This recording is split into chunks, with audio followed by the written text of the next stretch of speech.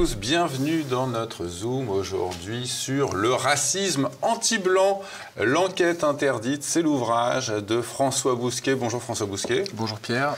François Bousquet, rédacteur en chef de la revue Éléments. Vous êtes également présent sur TVL dans les émissions Le Plus d'Éléments. Et cette année-là, alors à entendre certains, François Bousquet, on pourrait comprendre que le racisme n'est que le fait des Blancs. Qu'est-ce que ça vous évoque, ça?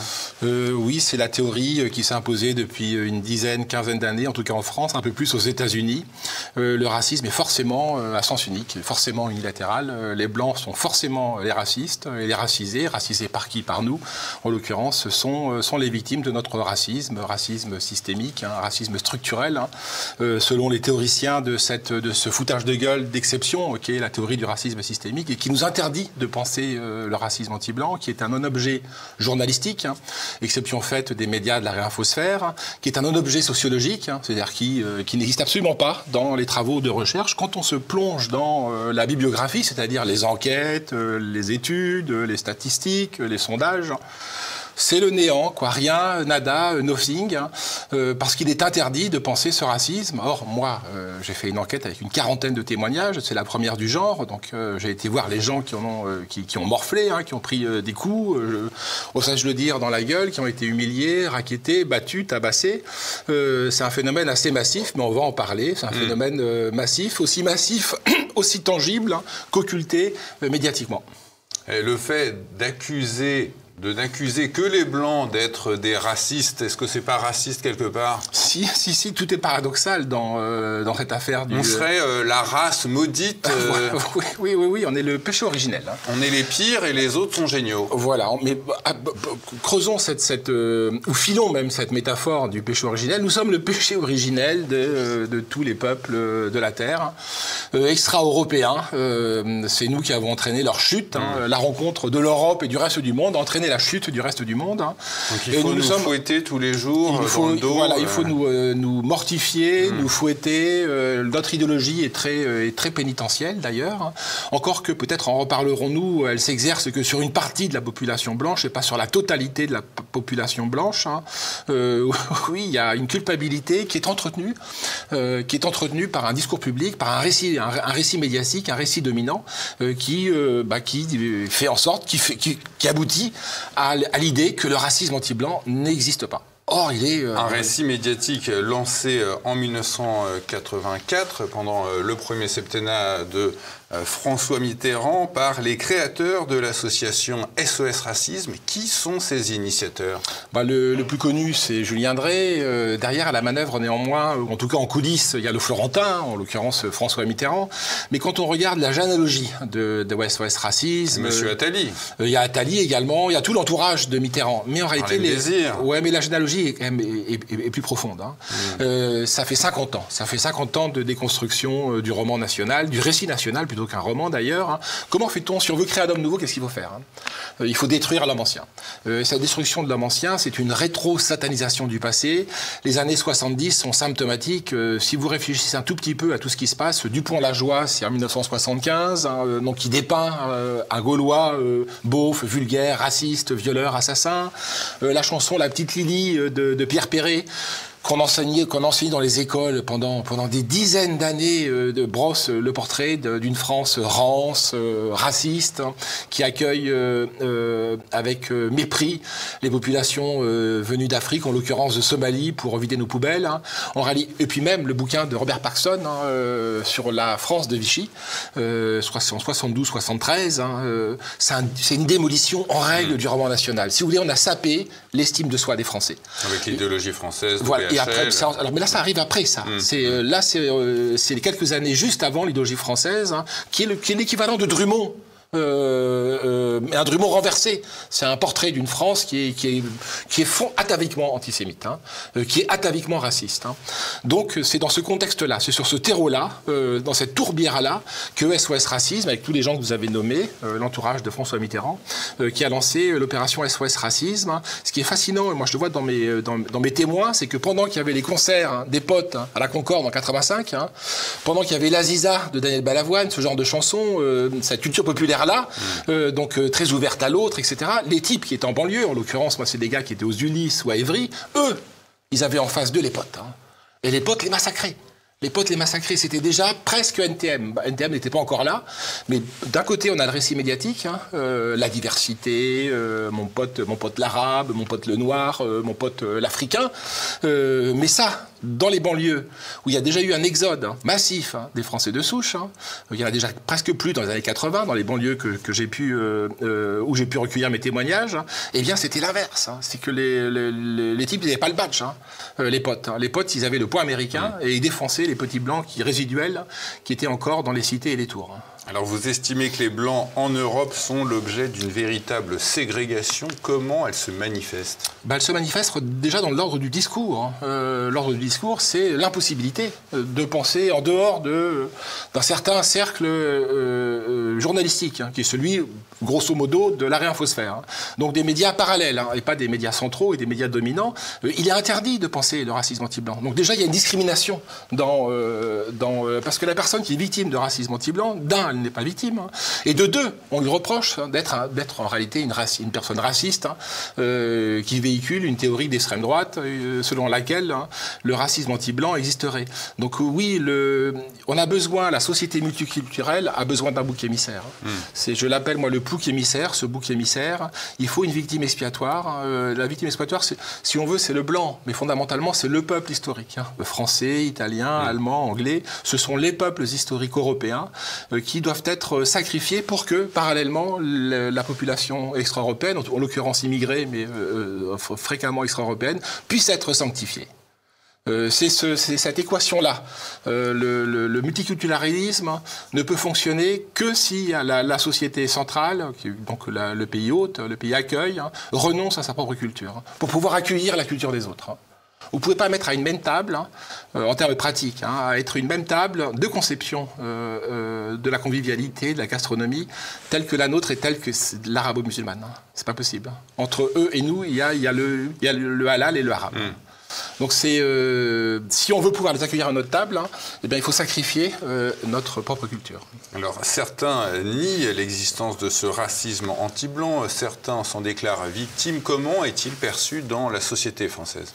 Il est perçu par les Français comme un fait, puisqu'il y a eu des sondages ? Il y a eu un sondage de CNews, mais il y a très très peu de sondages. Il y a eu des sondages sur la Nouvelle-Calédonie, mais c'est vraiment un cas à part. C'est les DOM et les TOM, hein, sur la question du racisme. Il y a eu un sondage de CNews en 2022, d'où il ressortait que 80% des Français pensaient que le racisme anti-blanc existait. Et ça ne sont jamais que des sondages, mais c'est énorme, 80%. Hein. Pas de gens qui s'en disent victimes. Hein. L'INSEE et l'INED a choisi une seule fois, je dis bien une seule fois, hein, d'aborder cette question sulfureuse, hein, pour ces deux instituts. Ces instituts ne croient pas, ni l'INED ni l'INSEE, ne croient pas à l'existence du racisme anti-blanc. Cela étant dit, c'est une question qu'ils ont posée dans un sondage, hein, trajectoire et orientation, dans la fin des années 2000, hein, un gros échantillon. Hein, et ils ont déterminé une catégorie qui s'appelle la population majoritaire. Hein, donc c'est en gros, voilà nolens, hein, ce que Michel Tribala appelle les Français au carré, donc les natifs au carré, donc les Français nés de parents français, en l'occurrence des Blancs. Et il ressort de cette enquête, qui est énorme, hein, que un Français sur 7, hein, des catégories non paupérisées, c'est quand même beaucoup, hein, dit avoir été victime de racisme, hein, et 1 sur 4, hein, des catégories françaises paupérisées, avec les jeunes également. Et on se rend compte que 1 sur 4, c'est colossal. Hein, c'est colossal, hein, et c'est sur un échantillon qui demanderait à être complété, mais il n'y a pas d'autre étude parce que c'est un sujet qui est brûlant et interdit, à telle enseigne que cette année, en janvier 2025, l'INSEE a voulu poser la question de l'origine des parents, ni une ni deux. En 48 heures, l'INSEE a dû reculer sous la pression de la Ligue des droits de l'homme. Statistiques ethniques. Voilà, statistiques. Alors qu'elles sont partout, les statistiques ethniques. On a le droit aux statistiques ethniques, hein, que lorsqu'il faut pointer la sous-représentation des minorités visibles à la télévision. L'ARCOM ne fait que ça. L'ARCOM ne fait que des statistiques ethniques. Je veux dire, sauf qu'ils appellent ça perçu comme noir, perçu comme arabe, perçu comme blanc.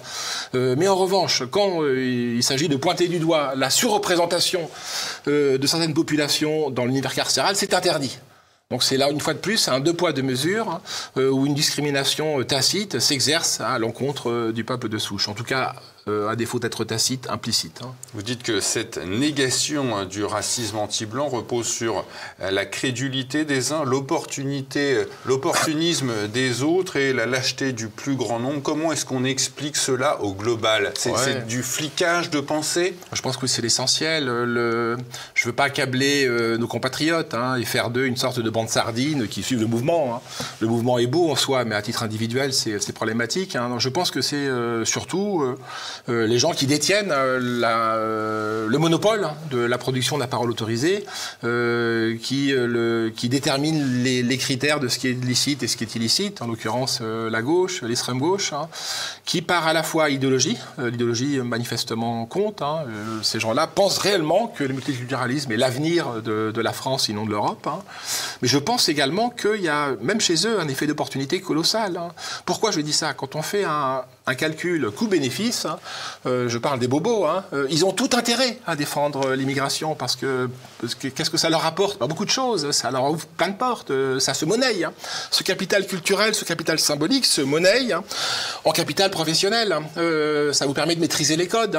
Vous pouvez, votre main gauche peut défendre le multiculturalisme et votre main droite, comme vous avez des codes sociaux, mettre votre enfant en dehors du lycée que lui assigne la carte scolaire, qui est un lycée. Je suis dans des quartiers gentrifiés du 10e, 18e, 19e, 20e, 11e à Paris.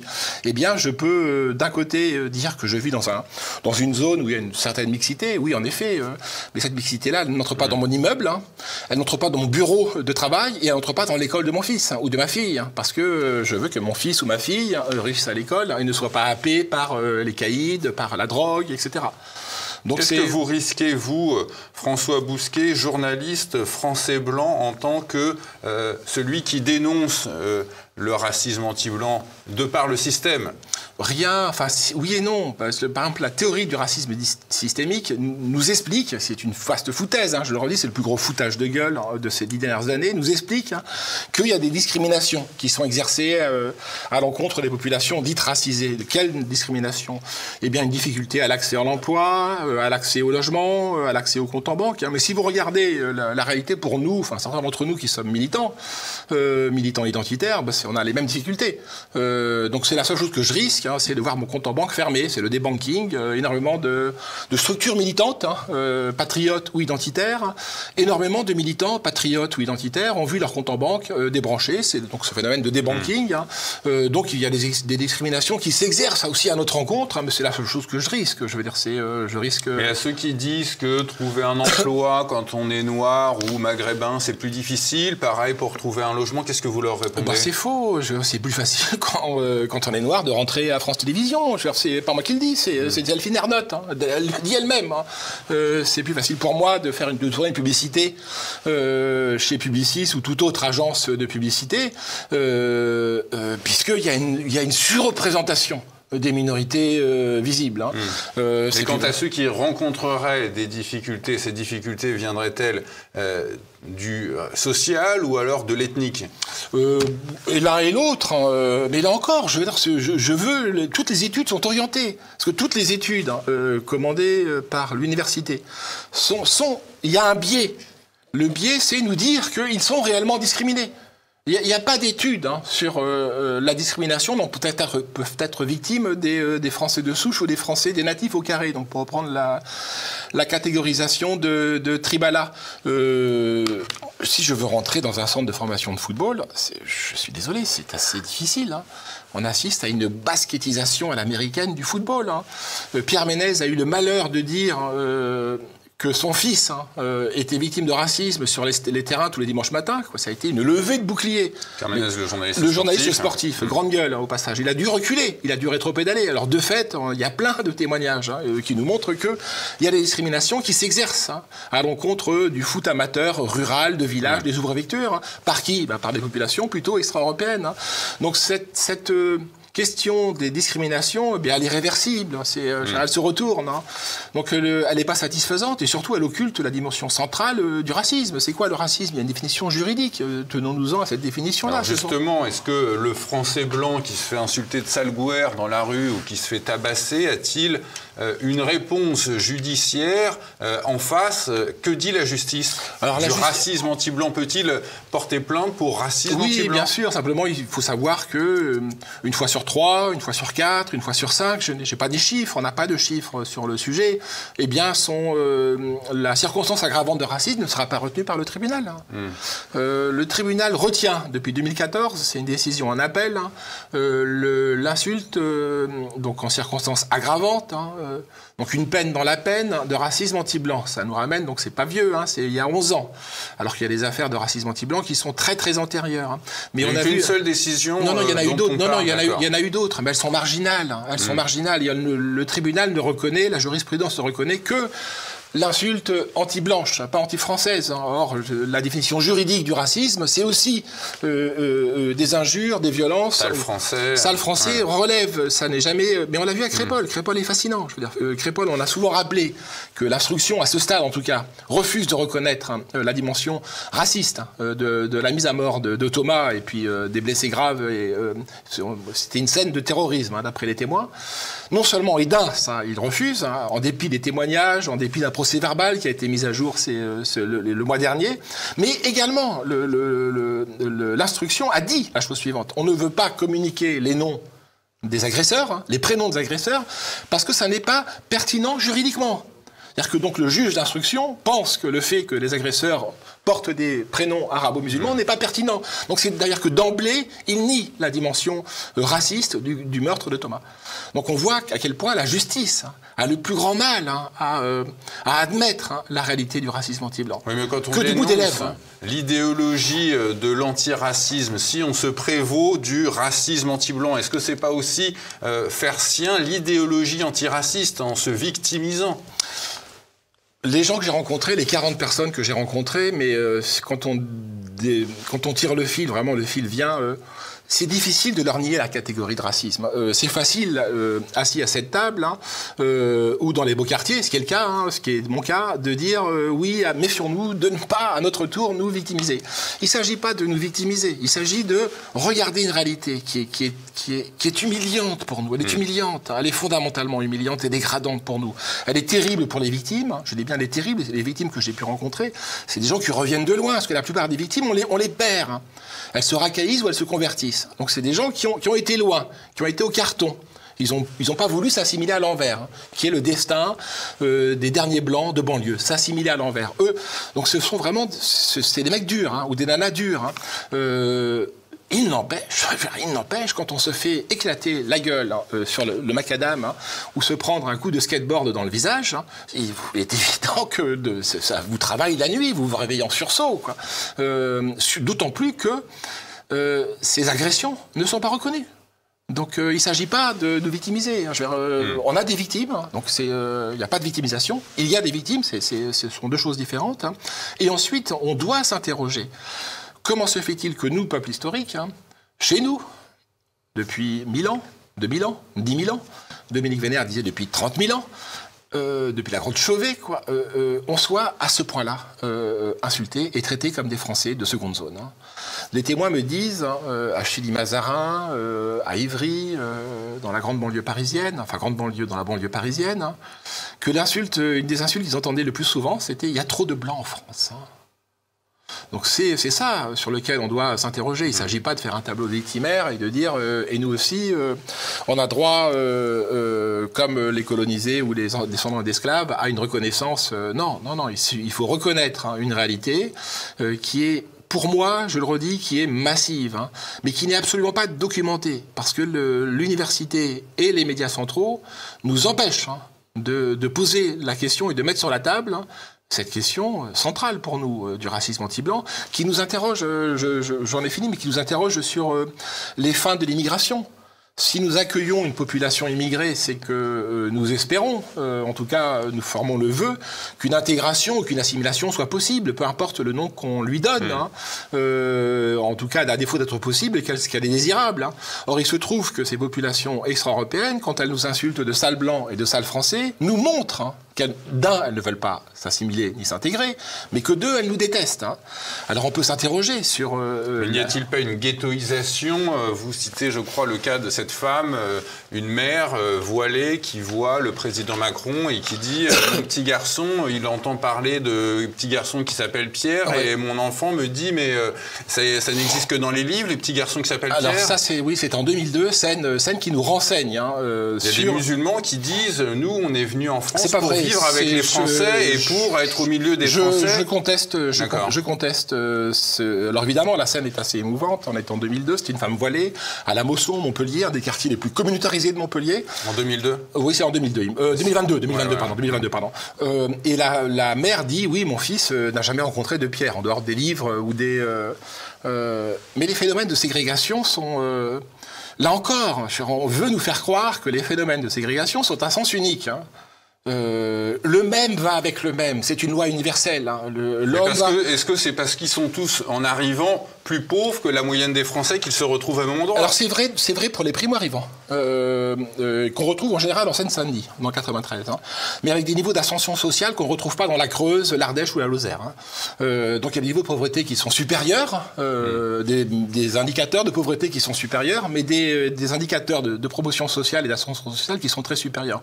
Mais je le répète, pour répondre à votre question, Pierre, les phénomènes de ségrégation sont réciproques. Hein. N'allez pas, nous voulons, les politiques de la ville sont des politiques dont le vœu principal est la mixité, c'est-à-dire le mélange de populations. Or, les populations ne veulent pas se mélanger. Les riches ne veulent pas aller avec les pauvres. Et n'allez pas imaginer que les pauvres veulent avec les riches. Hein. Moi, j'ai en tête une scène de Dostoïevski géniale, une sale histoire, où il y a un conseiller d'État riche qui s'invite dans un mariage de pauvres, hein, mais il fout en l'air le mariage. Hein. Parce que c'est pas les mêmes codes sociaux, c'est pas les mêmes niveaux de revenus. Il est évident que les musulmans vont d'abord vers les musulmans. Et les catholiques, il y a déjà des milieux qui existent dans la société française blanche. Les gens s'auto-ségrèguent.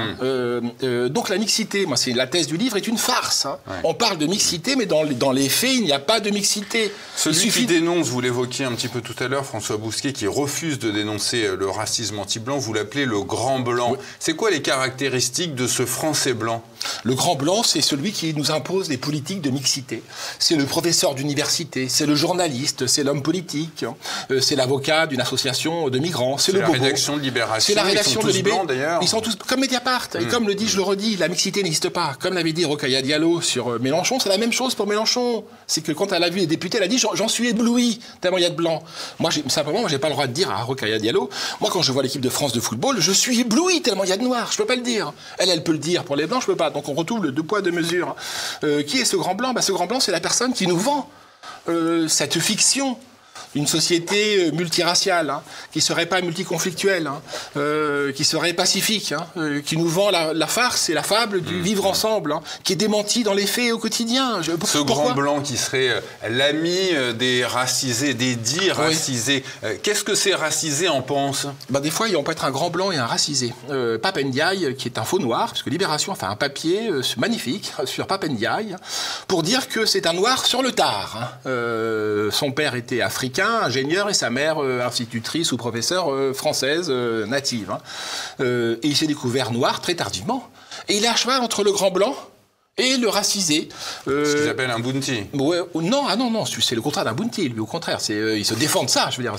Lui au contraire, même s'il en est un, qu'on s'entende. Hein, lui, il reproche aux Noirs assimilés d'être des bounty. Parce que lui, il se fait... Voilà, lui, il met un point d'honneur à nous dire que c'est un décolonial, qu'il a 500 ans d'esclavage derrière lui. C'est une farce. Il est passé par le lycée Lacanal. Hein. Ses enfants sont à l'école alsacienne. Ça, c'est le grand blanc. Le grand blanc. Qu'est-ce que c'est que le grand blanc? C'est quelqu'un qui passe son temps à tricher.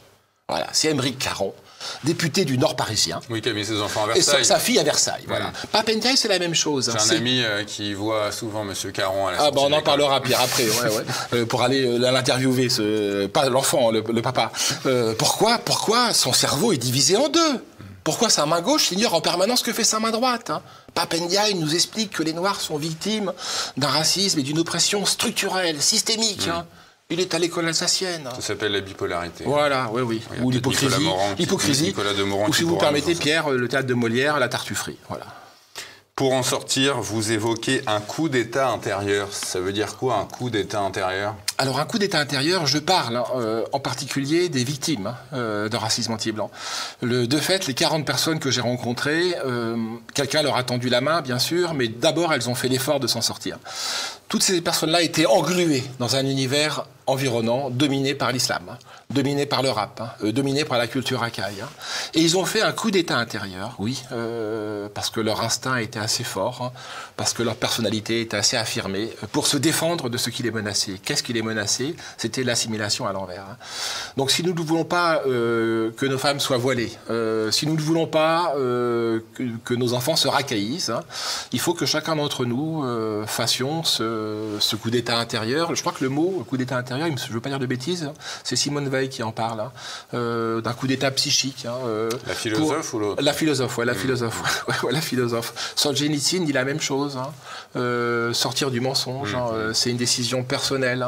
Donc oui, il faut mettre sur la table ce pavé qui est le racisme anti-blanc, faire en sorte que les gens qui en ont été victimes puissent témoigner, puisque la plupart d'entre elles ont tellement intériorisé le fait que ça n'existait pas, que ça n'avait pas droit de citer, qu'elles ne songent même pas à témoigner. Pour vous dire, je sors le bouquin là, et dans mon entourage proche, il y a pas mal de gens qui me disent « Ah tiens, j'en ai été victime ». Alors qu'ils savaient que je faisais un bouquin depuis 6 mois. Simplement, il y a toujours un temps de... soit les gens rechignent, parce que ça n'existe pas, parce que, etc. Soit ils ont tellement intériorisé que c'était un non-objet de discussion, que même quand ils sont victimes, ils n'ont pas percuté. Pour vous dire à quel point le sentiment victimaire est très faible dans l'opinion. Une prise de conscience avec votre ouvrage « Le racisme anti-blanc, l'enquête interdite », c'est publié aux éditions de la Nouvelle Librairie, évidemment à retrouver sur la boutique de TV Liberté. Merci à vous François Bousquet. Merci Pierre.